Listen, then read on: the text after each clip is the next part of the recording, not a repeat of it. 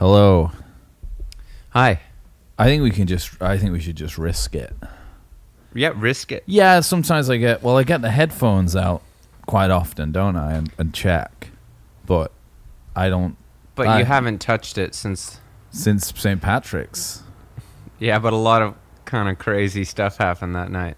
Shall I check? You got headphones? Yeah, maybe. Okay. Let's just start again. No, don't start again. It's got to fill 2 hours here. I want to start again. Tell them we're doing 2 at once. We're doing 2 at once. This is the new. It's a twofer. This is the new vibe. I like it. True, yeah. I'm excited to kind of do it like this. Okay, yeah, pass me that. I'm excited. Hang on, you guys are just gonna put some headphones on here. Johnny's almost back at the microphone. Or as I like that part, Kurt Cobain in Unplugged in New York when he's like, he's like, otherwise, these people are just gonna have to wait. I forget what he's talking about. Some song they don't. He's like, I haven't played this. He's tuning up for a man who sold the world. Am I going to do this? He's like, am I going to do this by myself? Yeah. He's like, okay, well, we'll see how it goes. And sounds really good on these headphones. Otherwise, these people are just going to have to wait. I think I've said that a few times on the pod in reference to it. Right. Right. So I was obsessed with his banter. Me too. As a young boy. Me too. I thought he was so cool. He is. Yeah, I know, but like just everything he said. Kind of Lennon-y. I've only had 3 cups of tea, but thank you. Yeah. I never knew what he was talking about when he said like that was the Meat Puppets. Yeah. I didn't know who they were. Yeah, so I'm like, he's just like saying crazy cool shit. Greatest rock and roll performance of our generation, isn't it?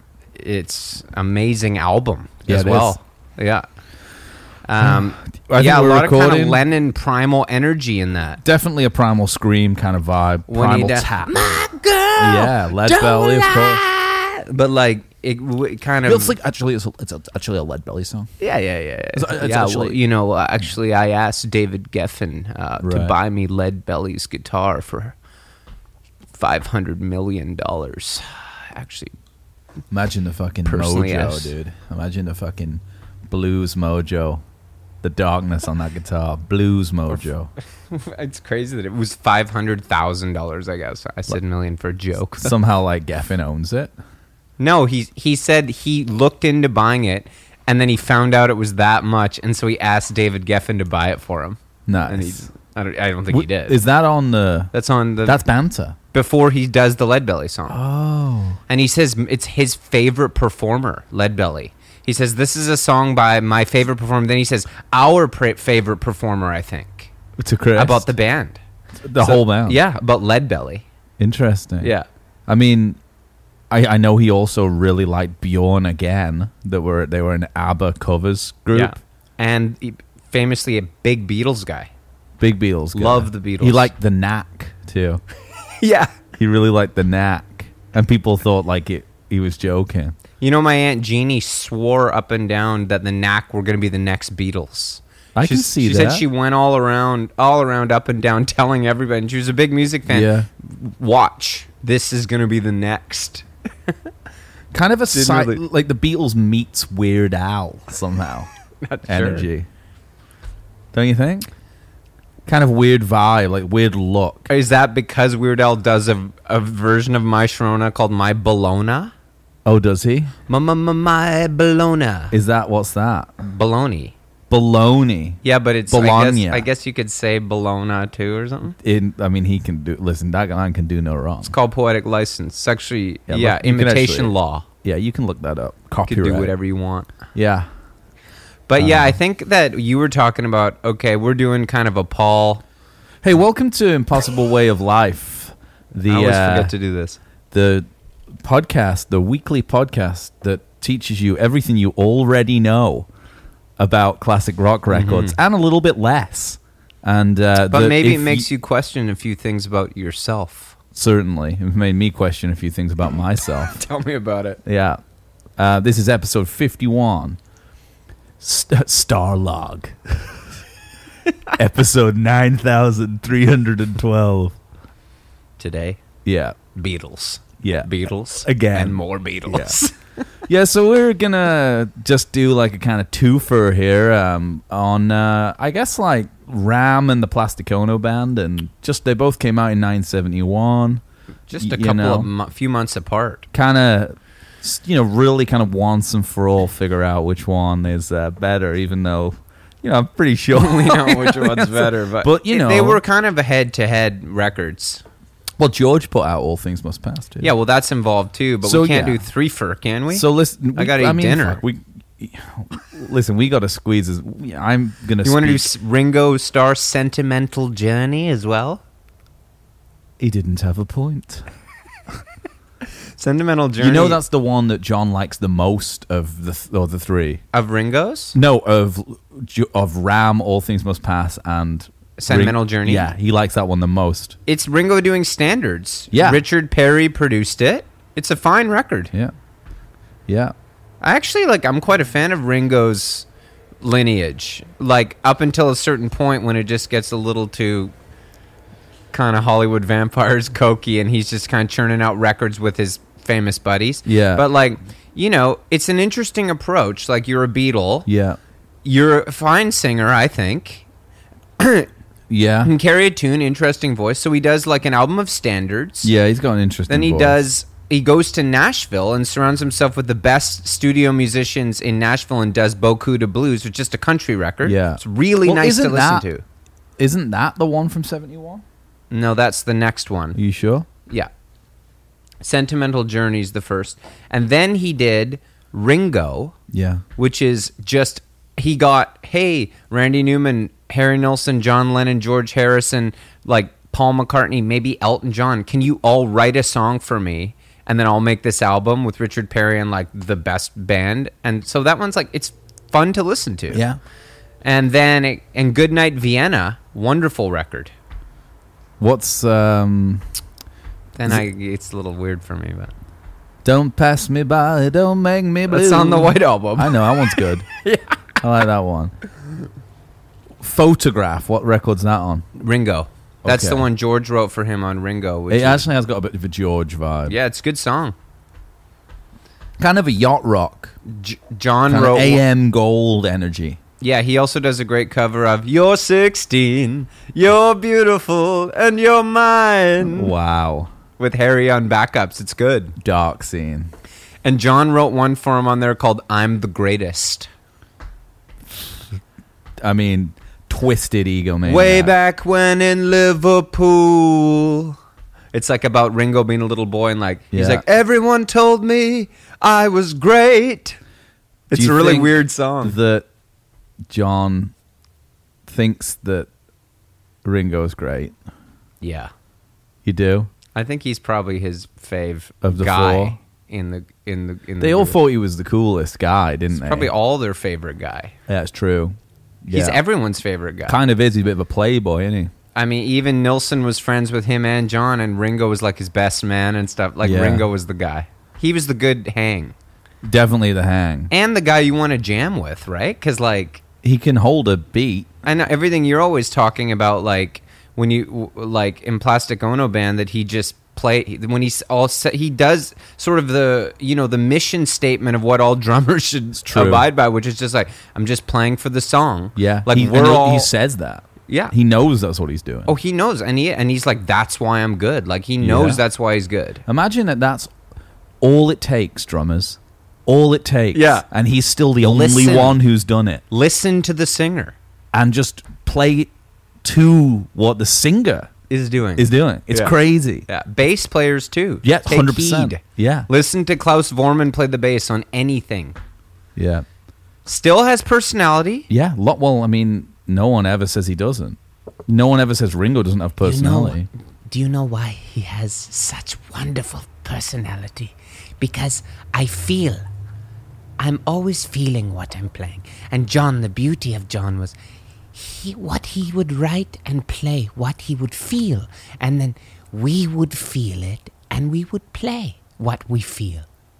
And it was beautiful. He's actually a bit more German than that. Yeah, though. I can't. I'm These not. majestic songs were written over a period of 11 months. Yes, that's very good. Yes, And people say I don't have personality. but I draw. Yes, They cover Revolver. the cover of Revolver. Revolver. Klaus Voormann's cool. Cool name, He's man. so cool. Cool name. Where did he show up? Where did he come In from? Hamburg, they met him. Early Yeah. days. He was there playing skiffling Skifflin. with the gang. You know, that's all that John's interested in. Yeah. He says it, rock and roll. That's it. That's all. it. It's kind of all he really did. if Beatles you is a break- myth. Yeah. All he ever did, he said, I was reading a few things before we talked about this shit, all this shit. And he was just like, it's that Rolling Stone interview, famous one. With Like came out in 2 like hour two one. Yeah. different Jan Wenner. magazines. Like, Yeah. He's just fucking, just like, I've only ever been into rock and roll. And they talk about the Beatles. He's like, last song that me and Paul wrote was in 1962. It's like, and then it's funny because he blames Paul for everything. of course. But it's like it's strange because it'll be like, what about it'll be like the interviewer, but the interviewer is like, it's totally Scorsese and Robbie energy. Yeah. It's like he's feeding him. It's like Charlie Rose stuff, just feeding him questions. He's like, so you only into rock and roll? Oh, yeah. So your blues was you were making fun of blues, and he's like, yeah, I was. Wow, that's cool. And he's like, That's and, really he, cool. and then he's like, I mean, I knew that, but I told my friends that. But he's like, I was making fun of blues, and I would have made fun of English. I was making fun of English blues, but like Paul made me call it your blues because like he didn't want it to be too head on. Like I wanted to like be like, fuck these guys, but Paul like wanted to make it quirky. Like blames Paul for like everything. Why is that quirky? Because it's like not. I'm about rock and roll, mate. Fucking Liam style, mate. But what did he fucking- want to call it? Fuck you, Clapton. fuck you, blues fucking John breakers, Mayall. mate. Fuck you, John Mayall. You know what I mean? Yeah. Now I mean, mate. Massive rivalry. Uh-huh. Yeah, mate. Fucking Liverpool and fucking Manchester. 30 minutes. But he couldn't. The massive rivalry, mate. It's funny that what you were saying is like, but the thing about like the Beatles, that group. I have heard of him, yeah. Okay, well, it's weird that people finally figured out. It's like as soon as the Beatles broke up, all John did was just do what he Rock all and he roll. could and wanted to do, Yeah. which was like strip it all down and make rock and roll. And Paul was finally like the chains were off for him to just like go nuts with his just like goofball cutesy wootsy stuff. Yeah. And it really does feel though when you listen to it, as good as Plastic Ono Band is, and like so thankful to have that record, that they brought out the best in each other. Big time. Because it's like you wouldn't have a song like Strawberry Fields Forever without Paul, and you wouldn't have a song like Get Back without John. Yeah, Being but like, that's another good example. Here's another thing. Talking about Strawberry Fields in this interview. Oh, okay. And he took all this shit back later in life. so he right? says on because it's for the Plastic Ono Band. This interview, it's like literally like Right. it's an exclusive it's a 2-hour interview with John Lennon to promote Plastic Ono Band. Of course. So McCartney's got to be the whipping boy at this point because they've had to pick a side because that's how journalism works. Yeah. Reductive journalism, not our style of Impossible Way of Well, life. also the narrative journalism. narrative in the media was that Paul broke up the group as well, or Yes. more so than John. Yeah. John really controlled that so that Paul Yeah. was the villain there. Yeah. Like it was like Yoko, They hated her, which Yeah. John also kind of like encouraged because he didn't want it to seem, he was a cutthroat. He was a businessman, cutthroat and he businessman. still wanted #1 records, and he wanted all that. Yeah. So he was like, if I can kind of blame this on Yoko and Alan Klein and Paul, Yeah. let that stuff develop. the death of Brian when Epstein. really John just wanted out. Yeah. Like he wanted a change, And he was like but he kind couldn't of- own up to that No. because he's like pretty spineless. So they were talking about Strawberry Fields. He's like, he's like, no, this record's like fucking, it's fucking, Just because do Liam is Liam is as John, like Lennon. that's his Yeah. lineage. Fucking nah, man, mate, nah, mate. It's all fucking rock and roll, man. It just does what it says on the tin, mate. You know what I mean? Yeah. Yeah. And he's like, and then and the interviewer's like, so there's no newspaper taxis, Uh-huh. And he's like, that was Paul's line. I was consciously writing poetry, but that's self-conscious. I thought that they hadn't written a song together since 1962. Yeah, but exactly. But if it's a bad lyric, anything that it's he's Paul. not into at that moment, and Yoko answers most of the questions for him anyway. So, but it is true. It is like Ram sounds like Paul without any of John's influence at all. Yeah, I know. Like he's off the leash. Yeah, he's like, And well, it's he's like- like definitely out in the country somewhere. It's It's weird though that they're both kind of like in love with each other still. Like they both like have their girlfriends to like copy each other. Well, and it's shit. interesting that both. I thought that was really interesting that both albums are like it's like Paul and Linda McCartney and John Lennon and Yeah, I Yoko know. Ono like sort of teaming up against each other. Yeah. But I don't know. I don't want to go on like such an anti-Paul tirade here Dude, because I but love like him. I don't- It's kind of your lineage. I love Paul, but like Would you say that you're kind of like one of the main people in his lineage, or do you think you're no, more I'm of a John guy? mashup artist, Beatles mashup artist. That's so true. Which is like- Beatles there's solo mashup artist. Yeah, I mean, or like whatever, it doesn't matter because like there's if you're talking about my career, Yeah, your massive- my sound. yeah, your There's a sound. lot of Lennon slap back kind of exposed vocal stuff, and then there's a lot of Paul overwrought production, and then there's a lot of like George kind of guitar tone like poaching, and like it's a mashup. But it is Ringo. Wouldn't that just be the Beatles? Well, yeah, but I thought you wanted a specific guy in the Beatles. But you're a kind of you're a hybrid. Some people are like No, you're like definitely you're a like Paul one of the, guy. You're like those DJs in like the 2000s who would do like mashups. Be like Yeah. like I don't know, a rap song and ACD, like Missy Elliott and AC/DC in Yeah. like a DJ form. That's you, but with the Beatles, kind of. Right. So you're kind of like, it's a bit like looking in the mirror, and the mirror is like primal therapy and all that stuff. It's like you're kind of a distorted, Version of all. Black Mirror style, Okay. kind of twisted. Which are you? You've got more Paul, I think. Well, because I'm like Paul Elvis Costello, right. But I It's do more- like rhythm. Elvis and- Costello's more Paul. Yeah, I think so. I mean, Elvis Costello made a good point about Paul McCartney, which, I mean, you can read this as you will. Mm-hmm. And this is before they worked together. That he's the only one who tried to continue to make Beatles music Yeah. after the Beatles broke up. Yeah. Which makes you wonder what the Beatles was in the like post kind of White Album. I love Paul Album included. because as a Beatle, Style wise as well, aesthetically you like him. You Well, I can't- think he's more your aesthetic. Like I mean in Yeah. terms of clothes. Yeah. Oh, for sure. Yeah. No question. Yeah. But even I like today you kind of got a Pringle kind of sweater on. Argyle kind of. An Argyle. Like kind of a mull Yeah. approach. Okay. He's clearly the most talented musician in the group. Technically.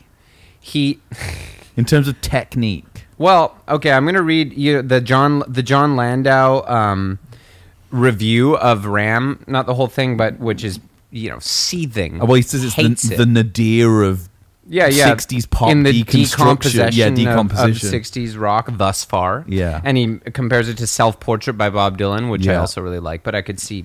But it's funny, like he sort of breaks it down. Like he says the odd thing about it is that within the context of the Beatles, Paul's talents were beyond question. He was perhaps the most influential white bass player of the late 60s. Okay. The only one of the Beatles with a keenly developed personal instrument style, which you could, and George perhaps as well. Yeah. He was also the group's best melodist, and he surely had the best voice. I don't know about best voice, but he's the best singer. There's no question. Well, yeah. Like technique. technique. In terms of That's technical. all he's talking about too. I think. Yeah. But if it was Paul who used to polish up Lennon's bluntness and forced him to adapt a little style, Yeah. it is by now apparent that Lennon held the reins in on McCartney's cutesy pie, florid attempts at pure rock music. Bullshit. Yeah. Yeah, which is really interesting. He was there to keep McCartney from going off the deep end that leads to an album as emotionally vacuous as Ram, which I really have to agree. And this part I really like.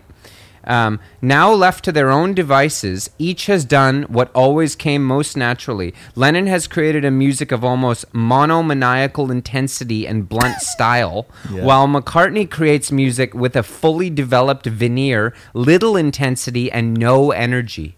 That was the thing I thought. Ram has very little energy in it, where you really feel it when you put it on, you know? I suppose that I listen to it more because I'm older and don't want to feel things anymore. Yeah. I just want to because I never used to listen to fucking mid-70s Paul, 70s Paul ever when I was 18, 19. No. Listen to fucking John. Yeah. You know, just fucking get choked up and walk around hard to listen to Plastic Ono Band. Yeah. Yeah, Wally Range, the park there in Wally Range, and fucking stab myself in the fucking eyes, you know what I mean? Listening to Mother and shit like that.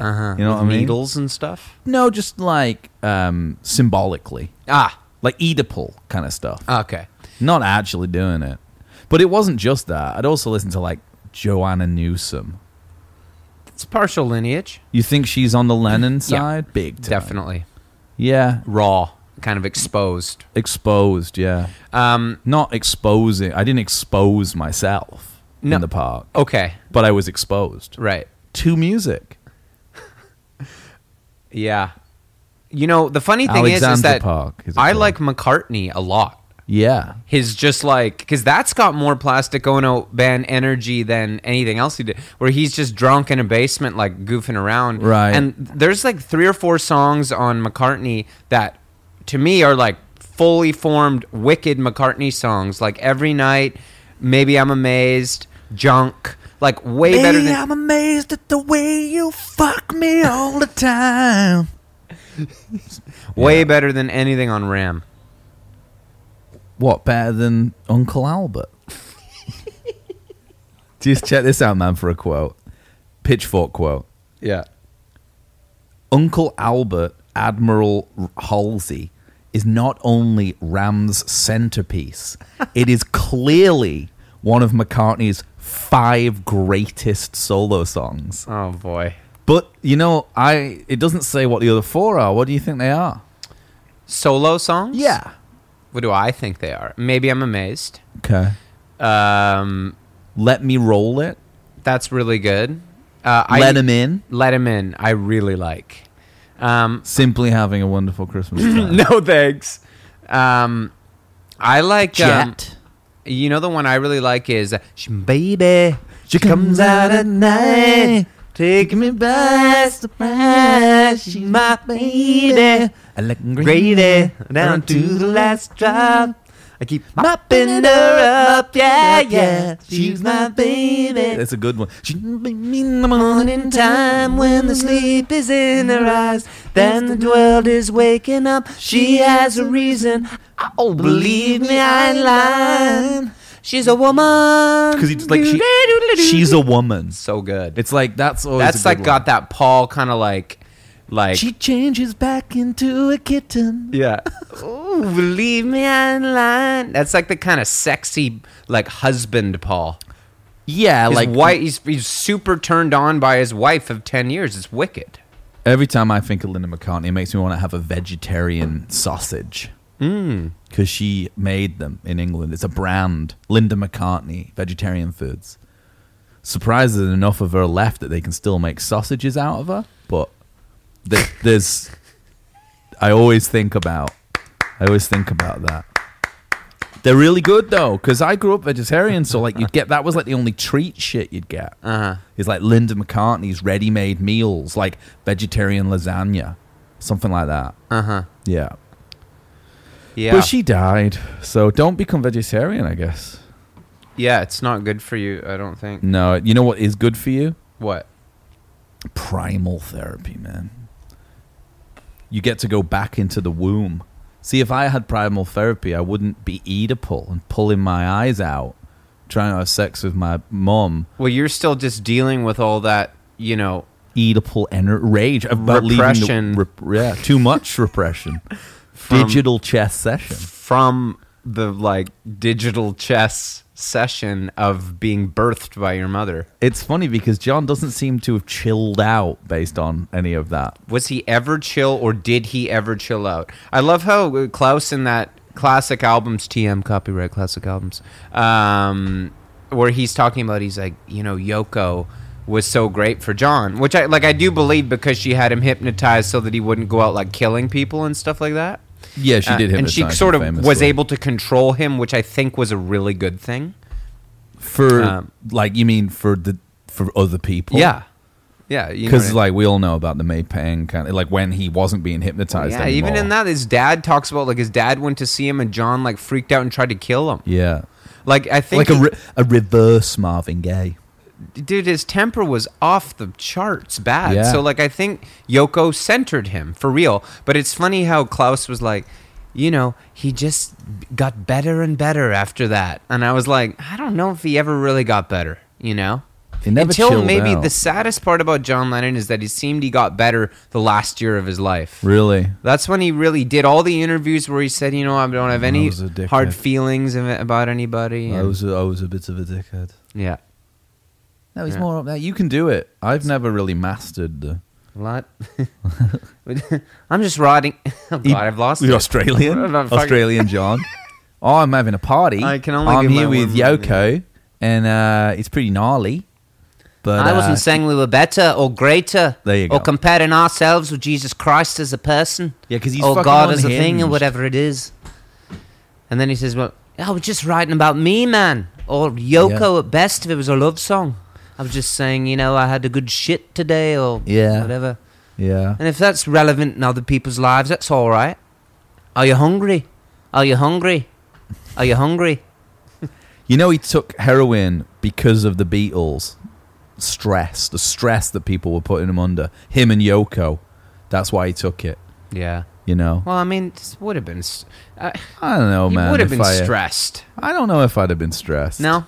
No, I'd have been fucking pumped. You kidding me? Well, yeah, but, that's weird. It's weird, too. I mean... I'm not Yeah, but you not can just giving walk him a- an you- excuse for Macca kind being of a walked dick. away from it, didn't he? You can walk away from it. McCartney kind of successfully just was like, fuck it, I'm going to go live on an island. Well, John was really, obsessed with fame.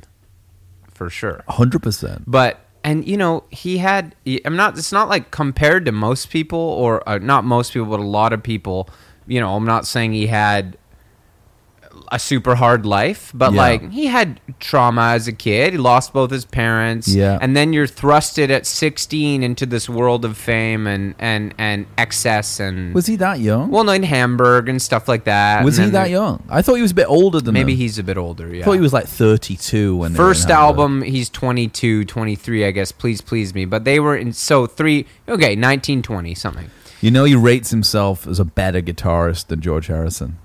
All I've ever heard is him say how he's bad at guitar. But he says it's all about. He said this is in this interview. He's come out. It's like he's doing an Oasis style. Basically Liam Gallagher is just his whole career is this interview. I didn't realize that was what it is, because it'll be talking about guitar playing and be like, I'm better than George. Right. He's like, you don't rate George, and he's like, he's pretty good, but I prefer myself. It's real. I used to be embarrassed about it. Wow. Because in one way it's very poor, but I can make a guitar speak and George can't. So weird. He says, ask Clapton. He'll tell you he who's knows. better. Yeah. Ask Clapton. He Yeah. says I can play guitar. Clapton keeps tabs. He keeps a log on who the top blues. Well, John kind of plays more blues. than he George. plays rock and roll. Yeah, well, Bebop I don't know if you Palooba. know, but actually a lot of rock and roll kind of comes from Yeah, blues. but he's rock and roll. Right. Chuck Berry. Yeah. He thinks he's a genius. But when he does too. his solo, he's pretty bluesy. If there's such a thing as a genius, I am one. Wow.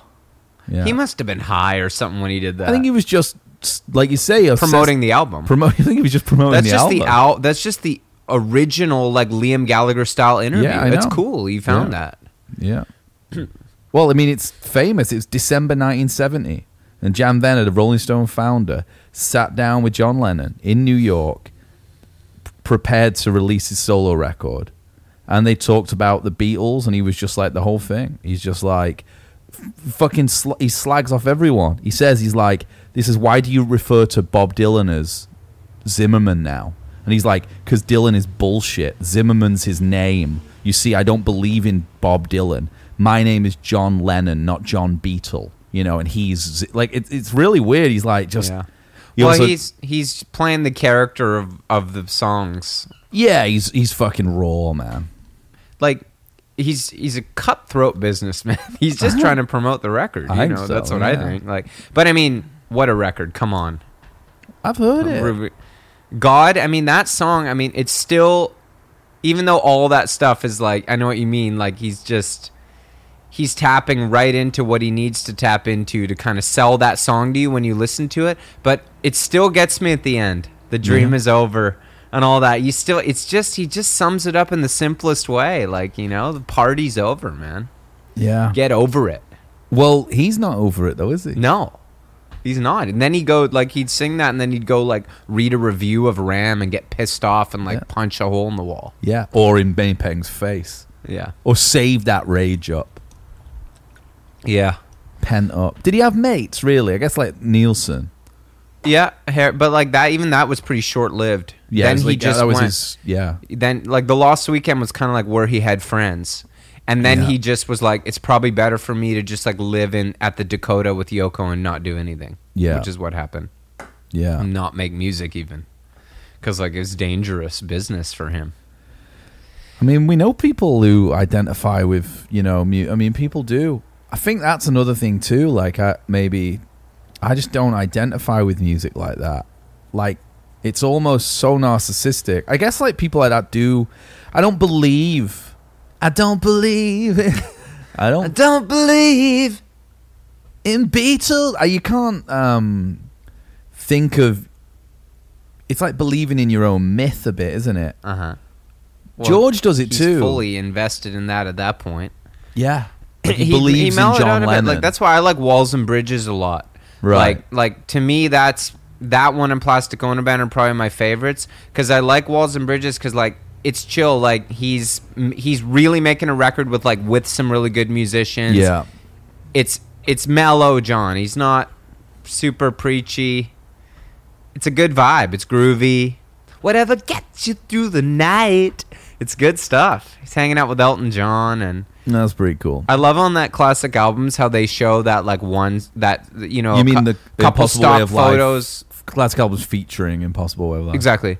They show that like a couple photos whenever they're talking about him protesting and stuff, like from that one protest where he went out on a photo op with like a megaphone. Yeah. It's brutal. It's like we only ever went to one protest, but whenever they talk about, they play like Power to the People, they show that one photo. Yeah. It's a really good photo. They got a great angle. He kind of set it up. And then they didn't have Linda taking the photos anymore, so they had to get someone else in. And they hired all Astrid, the people. I guess her name was like a bunch of originally. extras. Yeah, of course. To walk down the street like 1,000 people. Yeah. And they're like, "Okay, everybody, John's going to be at the like front." that Jenner Pepsi commercial. I think maybe they got like Similar. Robert Altman or somebody to direct the protest. To direct the protest. Yeah. I think it's Altman, or it might be John Huston. Yeah, I think it is. I think they got maybe John Huston. Yeah. Or it could like, "Okay, everybody, he's up on the crane. Everybody now, okay, you want John... Don't look at him. No, either. I want John up at the front. Don't look at him. Okay, John, Yoko right next to him, and then John, I want you don't have to say anything. Just hold the megaphone up to your mouth like you're really leading the protest here. You know what I mean? Hey, give the cop a Pepsi. Yeah. Give the riot Can police somebody a get in Pepsi. there and adjust John's buttons on his army His jacket ban there? the bomb. I can't read where it says peace. It's upside down. Could somebody get in there and adjust that? Come on, get in there and adjust. Okay, great. Now, we ready here? We got lunch in 10 here. Let's try to get this one again. Now, Come on, guys. John, don't say anything. Mime is money. We got sound rolling. We're going to overdub some sound here, so don't Cameron actually Crowe say anything. could have done it, actually. Yeah. I don't know if he was making movies yet. He was just pretending he was in to short hang around. pants, just No, I think he was just pretending to hang around with David Crosby. Yeah. He was like writing. He was on tour with Led Zeppelin, In just his getting his mind. ass kicked every night. In or his something. mind, he they were was. just beating him up or something. Looking He forward was to probably bringing John Bonham beers or something. That was his job. They were like whipping boy. Yeah. Did we talk about like the new Crosby? Have we done? I'm losing track of time. I don't know anything. I'll tell you what's funny though is like That new box set. oh yeah. Oh, I don't know if you said oh no. You have tell the people. Yeah, you guys are gonna. I mean, if you like what you're hearing, and think that this is something you'd like to hear more of, you can subscribe to our Patreon. Patreon hashtag, I think the / or something. An Impossible Way of Life. We should have just called it Impossible Way of Life here. I thought yeah, I think so. But that's the quote. An impossible. It's a goddamn. Well, we can delete the "and," can't we? Yeah, I mean, I think of it as IWAL. Impossible Way of Life. Exactly. Yeah. IWAL. That's it. That's the acronym. Yeah. Yeah, exactly. If you like what you're hearing, you can subscribe to our Patreon at patreon.com / An Impossible Way of Life, I think, or maybe Impossible Way of Life. HTTP ... Yeah, it's something like that. And on that, you'll get, at this point, about double the amount of content. Oh, yeah. And Pretty much exactly. we're hoping to be able to buy, one of the things that we started this podcast to do was to buy from David Crosby's, trunk of his car, probably, of his fucking shaggin' wagon or whatever it is, or maybe on his sailboat. Yeah. Probably Probably had to sell that. a cedar box Doom Tour, like hand whittled out of Joshua trees box set of all the worst outtakes from the worst tour of all time. Exclusive video footage of some like, of the worst performances ever committed to tape and film. Yeah. That was so bad that it never came out at the time. Broke the band up. Nor video. Broke the band up. And yet, at some point about 10 years ago, after kind of like Hook era Crosby, like out of jail, had time to grow his hair back out, he got these things made. And, they're $500 a piece. He probably made about 15 of them, I'd say. I'm saying he's probably got 13 or 14 left. Yeah. There's probably I'm imagining I've got to see these photos of like Graham Nash in a bedroom with his multiple screens watching the Watergate. Couple of prostitutes. I mean, he's the one who's having a decent time, honestly. He's just having fun on the road. Yeah, for a laugh. Yeah. He's like, knows it's crazy. But anyway, there's a new Crosby, Stills, Nash & Young Deja Vu 50th anniversary box set that's coming out in a couple of weeks. Great. What's new about it? Well, it's really interesting because this time, and it's the same record. Has it been 50 years? Wow. Yeah. It's the same record? It's exactly the same record, remastered, although there's no information on what the remastering is, like whether it's done from tape. I'm imagining someone's just ripped it from Spotify and put it on a vinyl. Right. There's no extra tracks or anything. Well, I actually think that what happened was Stephen Stills or David Crosby's, like, one of their nephews is, like, getting into music. LimeWire or something. Yeah, and he's like, ooh, Dad, just give me, or Uncle Dave, give me the... like a USB with the album, and I'll put it into like Logic Garage, and I'll like turn up the compression. Yeah, digital repression. So I'll turn the repression up. Yeah. So anyway, like how much repression is there on something like that? I'll tell you that the only difference between it and the Spotify version is that you get an accompanying booklet of Cameron Crowe's interpretation of the recording of that record. And for that, it's about a 15-page That's booklet. That's priceless. $250 is what it'll cost you. So, but I'd pay anything to read that. I mean, he knows everything. But I'd prefer our patrons paid. Yeah, so I'm thinking because it's half the price of the Doom Tour. Let's get there. Yeah. We actually are there, actually. Shit. Fuck. No, we're still going for the Doom Tour one. Yeah, let's go for the Doom tour. Yeah. Man, when you started talking about the Doom tour, I got scared. Yeah. Because I'm so excited about doing an episode about the Doom tour. Yeah, I know. But then in my mind, I was like, it would have to be like a whole day. 100%. Because there's too much. I started thinking about all the shit we read about Yeah, it. it's And I'm mental. like, I'd be like on my phone, like the whole, it wouldn't even be a good episode because I'd be like, I know. like it's too much. Yeah. We just need to do like a concert. Like Concert for Doom. just to talk about the Doom tour, like an evening with James and Johnny. We're booking shows, man. Yeah. You kind of booking shows for October. Are you really? Yeah. It's happening. Wow. I mean, it's not happening, but it's theoretically happening. I mean, it's Amazing. just, theoretical. Mm-hmm. But you know that John said he did acid 1,000 times. That's what they say permanently fried his brain. And he did it. He said him and George. He's like, Macca, Ringo didn't like it. Uh-huh. Him and George did loads of it. And he Macca and mentions Ringo are more nose candy weed as well, I think. than that. Yeah. Weed and kind of frolicking around. Well, no, because Ringo's a playboy, but Paul McCartney seems to be, he's just out like on the farm. Kind of Brian Wilson That's style. the image he'd like you to see of him. You don't think it's like that, really? Well, I think it's partly like that. Yeah. He kind of kept himself to himself, though, it seems like. He pops around in that Nilsson book and in Loving he's John. around. He's up and down. He used to go down into the city and watch the club shows, didn't he? in See what was London. new, Yeah. You know? But I'm talking in the 70s. Oh, he's still He'd around. pop in L.A., New York. He's Really? he's recording. He's partying. Tootin' a Snore, the famous bootleg of him showing up at the studio when they're doing Pussycats, and they jam Nilsson, Lennon, Stevie Wonder, and John Lennon. Oh. And John famously says to Paul, it's the only time they jam post Beatles, and it's the only record of it ever. Really? And John famously says to Paul, would you like a toot and a snore? It's going round. Yeah. Which I guess was a bump of coke and a bump of heroin.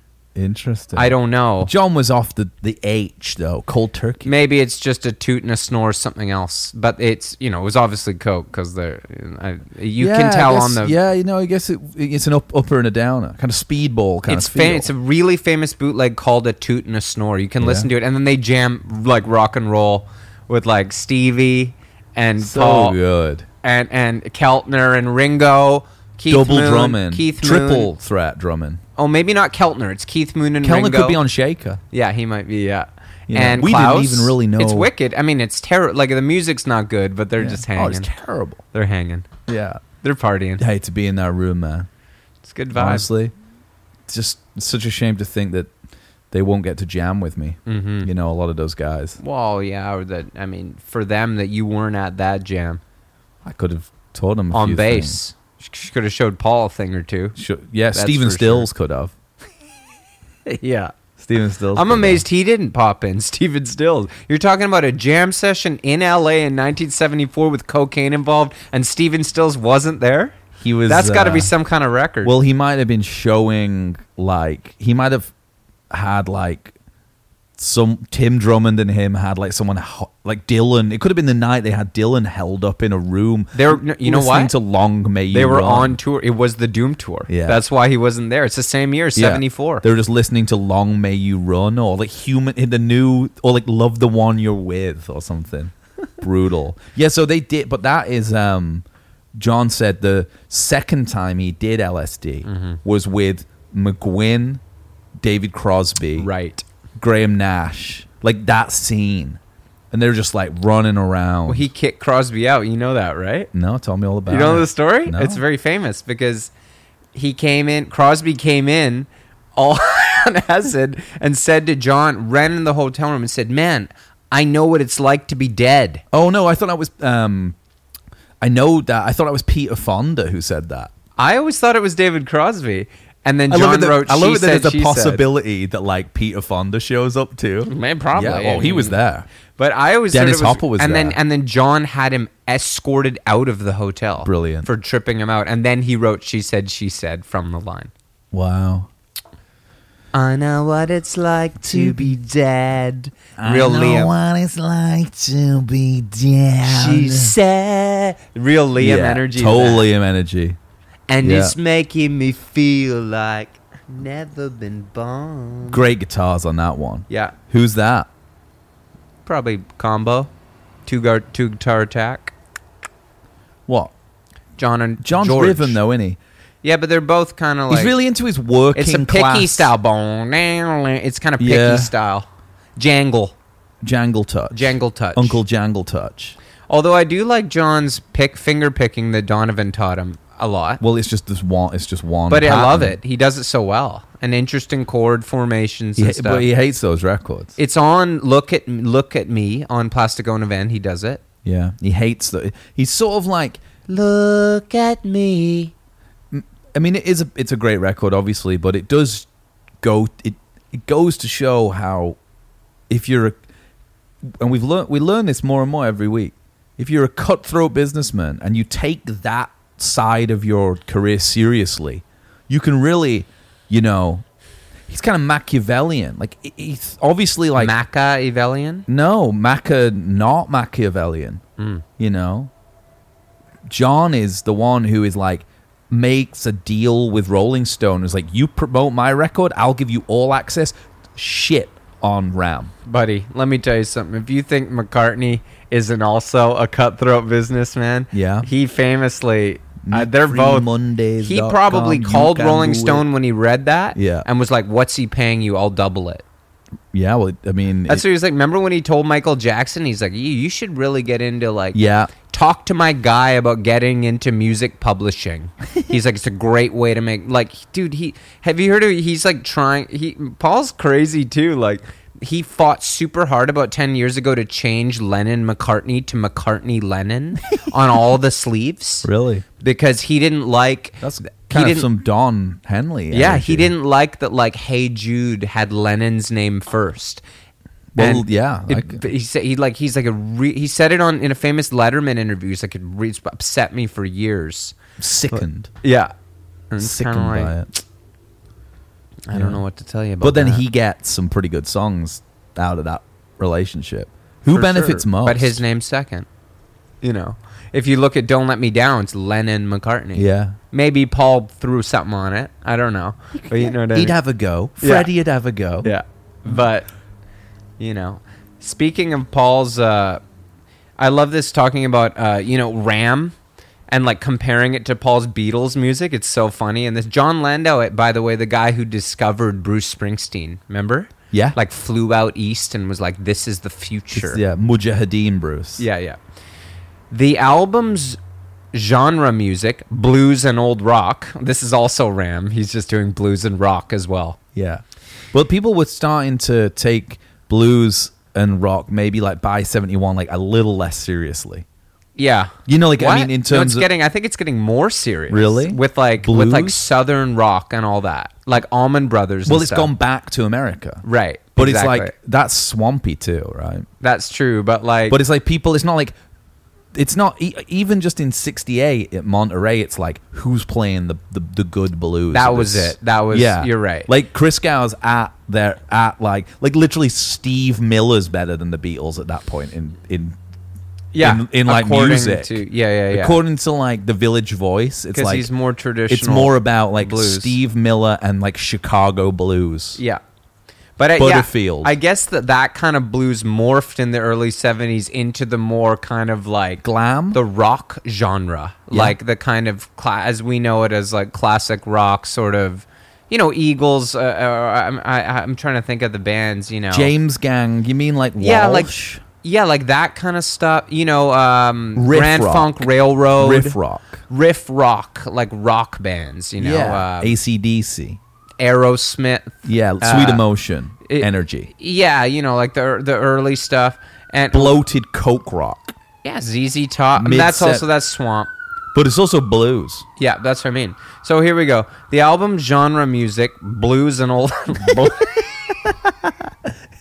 blues and old rock is unbearably inept on three Oh, he's legs. saying he wants more blues from it. I think so. Well, the weird energy to this album, this review, is that he's kind of saying that none of the Beatles know how to be solo artists. Right. And he's kind of like, because if you think about the time this is coming out, it's like Crosby, Stills, Nash are the biggest group in the world. Yeah. And the energy of it is kind of like These guys have all been in a band. Now they're all solo, and they don't know how like bands now are all solo artists. Like every band now it's is kind of like the confessional, like Laurel Canyon music, Tim Panelli switch up. Yeah. Carole King Tapestry World. Yeah. And he's like, these guys are so out of touch from being Beatles that they don't know. Like, they need to get in touch with Stephen Stills. They're an irrelevant joke. Yeah, they need to get in touch with Stephen They're Stills. in danger of becoming an irrelevant joke. Dude, yeah, it's like kind of like, it's the 70s, man. Yeah. You need to, listen, seriously. That's what it's we like. We can love you out of this. Yeah. Like, literally, it's like James Taylor is cutting edge right now. Yeah, he is. Well, and these guys are just like hanging on to some Beatlesy blues shit. Yeah. Get with it. Get with it. Here we go. Let him be. So, on 3 legs, they do strange and pointless things to the sound of the voice to liven it up. It doesn't work. Totally agree. Smile Away is sung with that exaggerated voice he used for the rock and roll medley in Let It Be. It is unpleasant. Wow. Then, When I'm 64, the school of light English baubles is represented. Oh, the same thing is represented by Uncle Albert Admiral Halsey. A piece with so many changes it never seems to come down anywhere. And the place that it does sounds like the worst piece of light music Paul has ever done. And Monkberry Moon Delight is the bore to end all bores. Paul repeats a riff for 5.5 minutes to no apparent purpose. Two-word review for that one. Yeah, I Monkberry Moon Delight is okay. I love Paul McCartney. That is a piece of shit song. I hate it. Maybe Paul's just trying to like fully like kind of like Scorsese did with The Irishman, just like destroy the myth of 60s music. And you know, like in terms of like Scorsese's there's a theory that he did it on purpose, being like it was all a myth. Maybe. And John's telling people it's a myth, right? Like he has to tell it, but Paul is just like, I'm gonna put like literally end it. I'm gonna end 60s music once and for all because it's this with Ram. That's what it is. You know what I think so. And also making it like painfully clear that there's like, if 60s rock's defined by the Beatles, there will never be a Beatles again. It's so vapid what he makes and so different from John. Like he's putting a line under it. What man. I really, really and truly think is that Paul was under a ton of pressure because John put out Plastic Ono Band. George put out All Things Must Pass to rave reviews. There's a famous interview that John, I think it's in that interview where they asked him, what do you think Paul's going to do as an answer to this? Yeah. And he said he'll probably, like, I'm paraphrasing that, he'll probably like shit himself at how good it is, and it'll make him do something decent. Yeah, yeah. And then he said, and probably shit, yeah. I'll hear, no, Ram hasn't come out yet. Oh. And he says, and then probably I'll hear what he does, and it'll shake me up to do something decent too. But John says, but Paul, he's got what it takes, and I think he'll do it. He said in an interview, maybe not that Rolling Stone interview. So Paul's reading this. John's basically saying, let's see what you got. Show me. Like he's like kind of like he's Pacino like Paul's and De Niro great. in Heat. Yeah, he's kind of Paul's. If I make a move, yeah, that kind of exactly. thing. But he's in it by complimenting him. He's putting the pressure on. He's like Paul's great. Yeah, I think he'll do it. He'll make an album as good as this. Reverse psychology. So Paul's going crazy with this stuff, and I think honestly, all he's doing on Ram is trying to figure out what kind of music he wants to make. Chess as a solo artist. I think he's experimenting. You think he's not interested? You think he's blocking out John from his mind? I think he's just doing a little bit of everything. Yeah. Because then about 3 years later, he kind of figures it out, right? What the Macca sound is. What, like Band on the Run? Yeah. Yeah. Or a year or two later. But like, because he does like Wildlife still is shit, isn't it? Yeah. There's a few. He's searching. Whereas John was already ready to go. Rock and roll, man. Fucking rock and roll, mate. Yeah. Put your fucking foot down. Well, John was already doing it with like, I Want You, She's So Heavy. Yeah, I know. Like, you know what I mean? And Paul put it all into the suite on Abbey Road, side 2. Yeah. He put everything into that. It's the best thing he ever did. Yeah. And then he's like, well, fuck. How do you go further than that in that style of music? 211. And the answer is none more black. You can't. Well, why don't you just make 10 louder? I was thinking about that today and thinking, what amazing acting that is, that scene, because the scene where he says, well, why don't you just make 10 louder and then make that the loudest? Yeah. And him chewing gum, and the look on his face is like he's really processing the question. And he's like, he's thinking about it, and he's like, he thinks, he's like, in his mind, he's like, yeah, why didn't I do that? And then he sees the 11, and he's like, oh, no, that's why. And he's like, these go to 11. Like, it's so, he's like, comes around, and he's like, no, what's this guy talking about? Yeah. Like, he doesn't get it. It's brilliant. I got the Jan Venner interview where he's like, what do you think of George's album? All Things Must Pass. Yeah, John Lennon says, I don't know. I think it's all right, Personally, at home, I wouldn't play that kind of music. I don't want to hurt George's feelings. I don't know what to say about it. It's definitely better than Paul's, though. Oof. And then he says, so what do you think of Paul's? And he says, I thought Paul's record was rubbish. I think he'll make a better one when he's frightened into it. But I thought that first one, which would have been McCartney, right? Yeah. Was just a lot of, well, remember what I told you about when it came out? Light and easy. You know that crack. But then I listened to the radio and I hear George's stuff, and it's pretty good. My personal tastes are strange. It's pretty interesting stuff. Vitriolic. It's just all jealousy for your friends, and like I suppose they're all only like 24, it's aren't just they? competition. George has Phil Spector, he's got Clapton, he's got everybody on that record. John's just, he's just like seethingly mad talking to Yoko about that fucking asshole George, like took my producer, took, you know what I mean? Like, totally. I love Spector just like not even showing up for the sessions and then getting credit for it somehow. What, for Plastic Ono Band? Yeah, but then he talks about that in this interview, and he's like, Yoko produced. He's like, Yoko's capable of producing. She's also credited with the wind, right? Yeah. Because she produced the atmosphere on the record.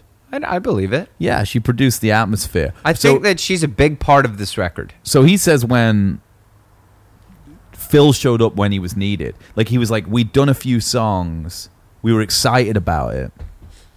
Phil wasn't there. When he came in, we were kind of bored because we knew what the record was sounding like, and we'd done like 2 or 3 songs. Greatest drum sound, my favorite drum sound all time. That album, all time. Yeah. I have to say, I think me and you could kind of recreate something like that. I would love to try, because it's so the snare on Isolation. It's very tight. It's very dry. I've seen a photo of the mic setup. What are we looking? Glyn Johns? Looks like a pencil condenser on the snare. KM47 maybe. It's cool. All right, Gearheads. No, close mic on the floor tom, 2 mics on the kick, no front skin. Yeah. Open pillows. A D12 on the kick, maybe. Yeah, maybe. RE20, yeah. D12. And then 1 pencil condenser pointed right at the snare from over top. Okay. And then maybe an overhead near the hi-hat or something. And then 1 on the... Yeah, I guess 1 overhead. It's dry. Yeah. Sounds so good. Raw. And it's Ringo's playing style, too. And the way he hits those Ludwig drums has a sound. Yeah. I mean... think. You could tell when he does a fill, like they isolated on that classic albums, TM classic albums. Impossible Way of Life. / Impossible Way of Life. / Impossible Way. They isolate them, and I'm like, fuck, it sounds so much like Ringo, like Beatles records. Kind of sounds Beatlesy. You think when the drums are playing, it still sounds Beatlesy. Yeah, it sounds a bit Beatlesy. Well, that's the thing I thought about both these records when I listened to them, Ram and Plastic Ono Band. Yeah. Kind of Beatlesy. Yeah. Do you think it's a Beatlesy day today outside? Bit of a When the rain comes. Also kind of Liam. Real Liam energy. Yeah. This really specific Beatles songs that are... Yeah. I think definitely he only Rain. likes like 3 I think Beatles that songs. actually they were originally called Rain. Oh, there you go. Well, I think maybe that was like Noel had a band, or like Liam's band, because Noel was on tour with the fucking In Spiral Carpets, mate. As at fucking Manchester. He was on tour as a guitar tech. Clint Boone, mate. Clint Boone. So on tour with fucking Spiral Carpets. So come home. I can't do. Noel just sounds a bit like me, because we're actually from like the same place completely. So, I'm from Didsbury and he's from Burnage. So I'm from the nice bit. Massive rivalry, mate. Massive. And he's from fucking I went to the fucking Catholic school out corner, mate. Fucking but he he came home from, he was the musician. He came home and Liam had a band, Rain, I think they were called. Yeah. I don't fucking know. Massive rivalry. But yeah, like Rain is like, that's Oasis energy. I think there's like, I think I've maybe heard them say that like Oasis say there's only like 5 good Beatles songs. Like they love the Beatles. Imagine. There's like Lennon. But there's Imagine. like ones that are like, those are the ones. You know what I mean? What do you think like they Strawberry are? Fields. We could get into that on the next Rain. episode. Yeah. Which is a Patreon only episode. Yeah, how are we doing for time here? Yeah, we're doing really good. You know what I want to open up with on the next episode What's too? that? I want to start talking about, I'm really trying to get once and for all into like lineages. So like if McCartney is like an indie pop, like he invented indie pop Origin story. What did Lennon invent? Okay. And maybe even, does it go further back? And is it the What about difference George? between George George has- Martin and Phil Spector? So anyway, we can do that. And join us on Sunday, yeah? I'm also going to just spend the entire next episode making up for my trash talk of Paul. Okay. So look forward to that. Great. Let's go get a beer.